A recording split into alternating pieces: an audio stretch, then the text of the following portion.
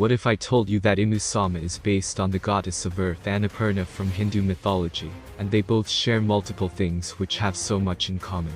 Trust me, by the end of this video you're going to be more than convinced about the god of the earth Ichika, Imu.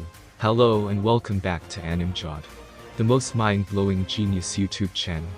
So today we're going to analyze how Imu is the god of the earth, Ichika, which is based on Hindu goddess of earth, Annapurna. In Skypiea, we get large amount of parallel to Imu through the Shandorians offering human sacrifices. Most beautiful women to be precise. To the great Kashi. The Shandorians called this god Kashi. This was the same way as the 5 elders offered to Imu about the light, which is to be extinguished. The name Kashi leads us to a very interesting detail.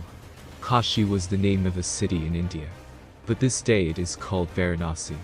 The great city of Varanasi is known as the City of Light, which represents another parallel to the idea of the light of Shandor. In the city of Kashi, they worshipped a god called Annapurna among other gods.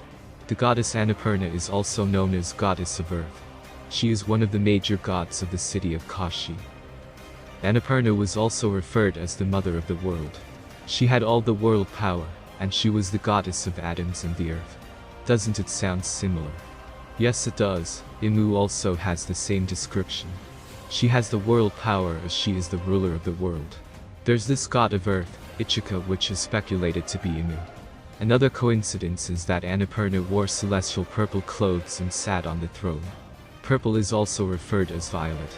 Violet is the color of dragons in yin and yang. So we get celestial dragons. We know that Imu also sits in the Iron Throne in the Pangaea Castle. What if Imu has powers like controlling the atoms through her devil fruit Hido Hido, no Mi model earth god Ichika? In the Agamas, religious texts describe the iconography of Annapurna as a youthful goddess having red complexion with a face round like the full moon, 3 eyes, high breasts, and 4 hands. She is depicted with wristlets and golden jewelry on her chest. She is seated on a throne with the crescent moon adorning her head. This can be referenced to Imu being a part of the pure 3-eyed tribe in the One Piece world. We will get to the crescent moon part soon. So because of this many connections, I believe that Imu is based or perhaps inspired by the goddess Annapurna. In the Skypiea flashback we see the people were sacrificing a beautiful girl to the great Kashi. And in the reverie we say Imu took the picture of Vivi. I believe Imu wants to sacrifice Vivi to herself. So the mysterious disappearance of Vivi which happened in reverie would be Imu captured her. If Admiral Greenbull gives this information to Luffy, this news might trigger Luffy and can be the start of the final war. Annapurna's husband and the king of Kashi was Vishwashwar, who was an avatar of Lord Shiva. Shiva is the god of destruction, and carries the moon in his forehead. He can also be considered as the god of the moon. He has a giant snake around his neck. There's this Kashigami snake in Shandora which takes the human sacrifices. And each of them lives around 400 years.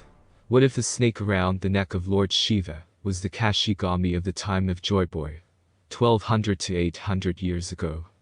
So to the conclusion, Imu is based on Hindu goddess of earth Annapurna, and her name in the One Piece world is Ichika. Consider subscribing and sharing. Signing off. Animjod.